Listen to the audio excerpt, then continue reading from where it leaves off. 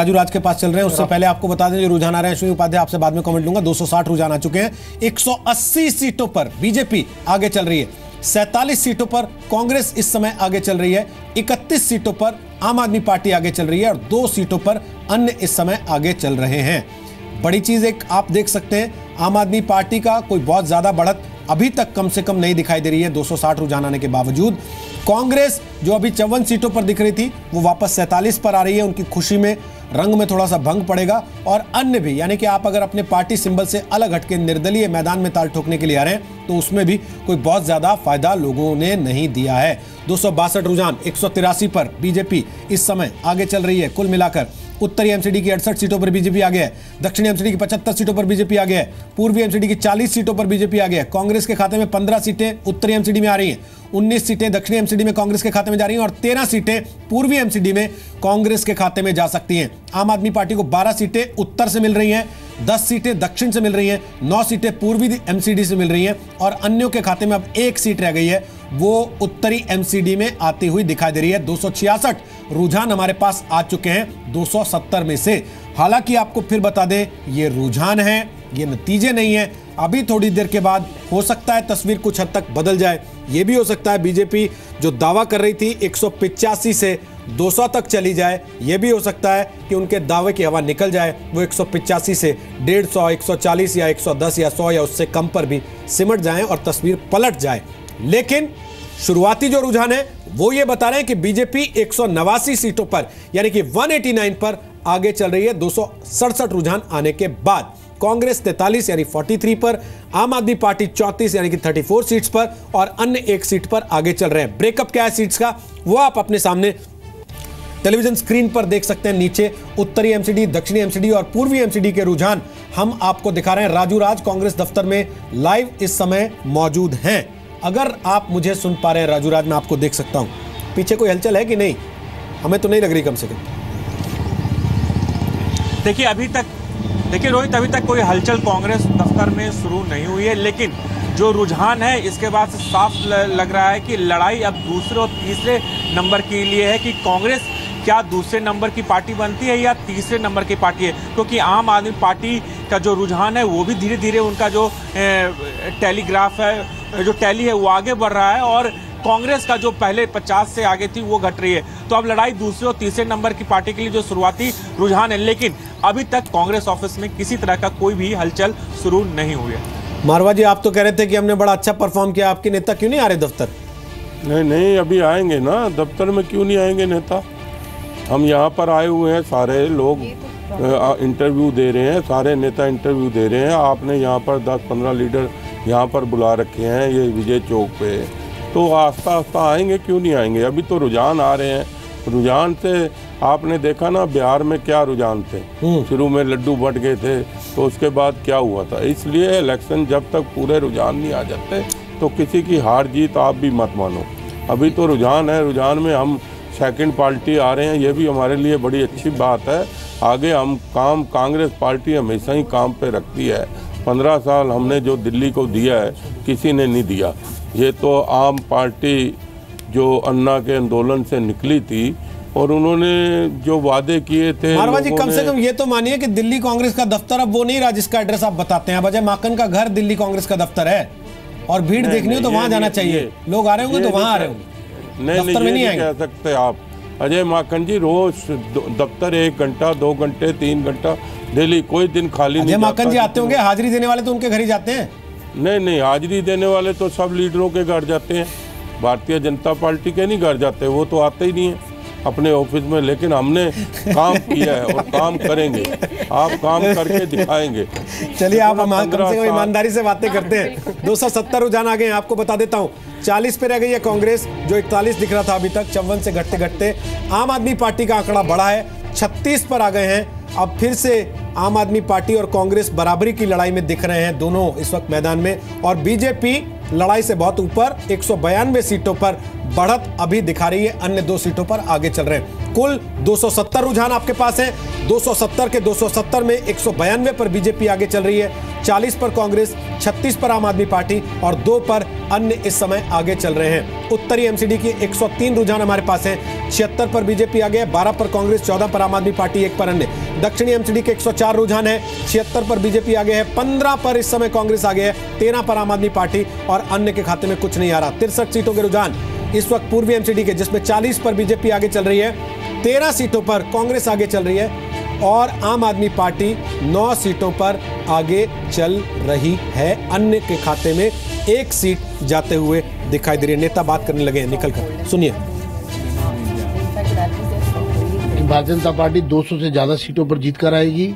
ये चुनाव आम आदमी पार्टी के खिलाफ और उसकी सरकार के खिलाफ रेफरेंडम होगा, क्योंकि लोगों को बहुत उम्मीद जताकर, उम्मीद दिखाकर ये सत्ता में आए थे। मैं यही कहूँगा कि ये चुनाव एक नेशनल महत्व का चुनाव बन गया है, क्योंकि दिल्ली नगर निगम के चुनाव में उस पार्टी को जो 2 साल पहले बनी थी, सत्ता में आई थी, 67 सीटें जीती थी और उसी दिल्ली में उसका समापन होने जा रहा है। वैसे अपने दर्शकों को मैं एक बड़ी बात बता दें कि उनको लग रहा होगा 3 पार्टियां मैदान में हैं, कांग्रेस, बीजेपी, आम आदमी पार्टी। हमारे पास 2 ही पार्टियों के प्रतिनिधि क्यों मौजूद हैं? हमने आम आदमी पार्टी के दफ्तर में रात में फोन भी किया, उनको ईमेल के जरिए भी इनवाइट भेजा था कि आज सुबह 7 बजे से लगातार कवरेज जी न्यूज पर रहेगा, तो आप अपने प्रतिनिधि इस कार्यक्रम के लिए भेजें। लेकिन उन्होंने अपना कोई प्रतिनिधि इस कार्यक्रम में शामिल होने के लिए नहीं भेजा है। हालांकि उनके जो नेता टीवी कैमरा पर बात कर रहे हैं, जैसे आपने कपिल मिश्रा को सुना, अरविंद केजरीवाल आएंगे तो हम उनकी बात भी सुनाएंगे, मनीष सिसोदिया आएंगे, कुमार विश्वास आएंगे, या और भी कोई नेता आते हैं टीवी मीडिया से बात करने के लिए, एजेंसी से बात करते हैं, तो हम उनकी बात आप तक जरूर पहुंचाएंगे। क्योंकि लोकतंत्र में हमारा यह फर्ज बनता है कि हम सबको बराबरी का मंच प्रदान करें। तो हमने आम आदमी पार्टी को भी ये न्योता भेजा था, लेकिन उन्होंने वो न्योता स्वीकार नहीं किया। उनकी तरफ से कोई प्रतिनिधि आज इस कार्यक्रम के दौरान, इस कवरेज के दौरान मौजूद रहने के तैयार नहीं हुआ। केजरीवाल से मिलने के लिए डिप्टी सीएम मनीष सिसोदिया इस समय पहुंच चुके हैं। दोनों के बीच इस समय मंत्रणा होगी, मंथन होगा। बाहर निकलने के बाद क्या करना है? जंतर मंतर जाना है, ईंट से ईंट बजानी है, या फिर हार को स्वीकार कर लेना है, या ईवीएम के खिलाफ नारे लगाने हैं। लोग मजाक कर रहे हैं, ईवीएम तेरे टुकड़े होंगे, इंशाअल्लाह इंशाअल्लाह। ये आज आम आदमी पार्टी को नारा लगाना पड़ेगा। जिस तरीके से उन्होंने ईवीएम के खिलाफ कुछ समय पहले से मोर्चा खोला हुआ है। लेकिन आपको लगता है कि लोकतंत्र में रामचंद्रन साहब इस तरीके का रवैया लोगों में आपके प्रति आस्था कम करता, बढ़ाता नहीं है? देखिए, उनको सबक तो मिल ही रहा है, ये पहली बार नहीं मिल रहा। सबक गोवा में मिल गया था, उसके बाद भी अगर नहीं सीखे तो गोवा में मिल गया था, सबक उनको पंजाब में मिल गया था, जहां पर एक टाइम पे 6 महीने 7 महीने इलेक्शन से पहले ऐसे लग रहा था लोगों को, और जो हवा चल गई थी कि आम आदमी पार्टी पंजाब में जीतेगी अगर आज इलेक्शन हुई तो। पर खैर ऐसे नहीं हुआ और ऐसे होता भी नहीं, क्योंकि सिर्फ 10 सेकेंड लगते हैं हवा बदलने में जहाँ इलेक्शंस होती हैं। मेरे ख्याल में यहाँ पर आम आदमी पार्टी का जो डाउनफॉल है वो सिर्फ एक आदमी पे निर्भर करता था, और वो है मिस्टर केजरीवाल।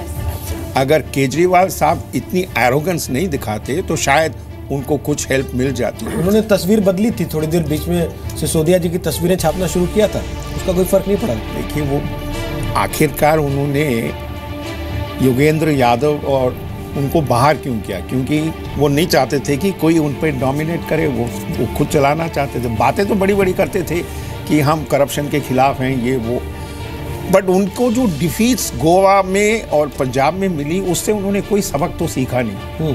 और जिस तरीके से उनकी हार दिल्ली के म्युनिसिपल कॉरपोरेशन में हो रही है, उन्होंने खुद कहा ये उनके लिए रेफरेंडम है। मैं कुछ सजेशन से बिल्कुल अग्री करता हूं कि अगर ये रेफरेंडम मान के वो चल रहे हैं तो मेरे ख्याल में उनको अपने आप की जो वो सरकार चला रहे हैं दिल्ली में, उसका भी एक रिव्यू कर लेना चाहिए कि क्या उनको रहना चाहिए या इस्तीफा देके निकल जाना चाहिए। रोहित जी, मैं रामचंद्रन जी की बात को आगे बढ़ा रहा हूँ। भारत में जितने भी राज्य सरकारें हैं, जो उनके मंत्री होते हैं, जनरली उनके पास 3-4 विभाग होते हैं, तो मुख्यमंत्री के पास उससे डबल विभाग होते हैं। आप यूपी में देख लीजिए, यूपी में ज्यादातर मंत्रियों के पास 5 से 6 विभाग हैं और मुख्यमंत्री आदित्यनाथ के पास 37 विभाग हैं। इसका मतलब आप मुख्यमंत्री हैं तो आपके पास ज्यादा जिम्मेदारी होनी चाहिए। दिल्ली एक ऐसा इकलौता राज्य है आजादी के बाद जिसके मुख्यमंत्री के पास एक भी विभाग नहीं है। अब भैया अगर खाली दिमाग होगा तो शैतान घर तो बनेगा, फिर आप तो एरोगेंस आएगा। अगर यही केजरीवाल जी 1-2 विभाग ले लेते, हेल्थ ले लेते, जो भी हमको पसंद आता, कुछ 1-2 विभाग ले लेते, कुछ काम करते, तो मुझे लगता है इतना बुरा असर नहीं होता है। इसलिए मैं अभी भी निवेदन करूंगा, अभी भी आप हम तो हमें सेवा करने का जनता ने मौका मिला है, हम करेंगे। आप रोड़ा मत अटकाइए, कृपया 1-2 विभाग आप भी ले लीजिए, खाली मत बैठिए और काम करिए। पवन नारा, बीजेपी ने लगा दी झाड़ू फिर तो? जो स्थिति इस समय दिख रही है 270 रुझानों के बाद 188 पर बीजेपी आगे चल रही है। आम आदमी पार्टी से झाड़ू भी बीजेपी ने छीन ली।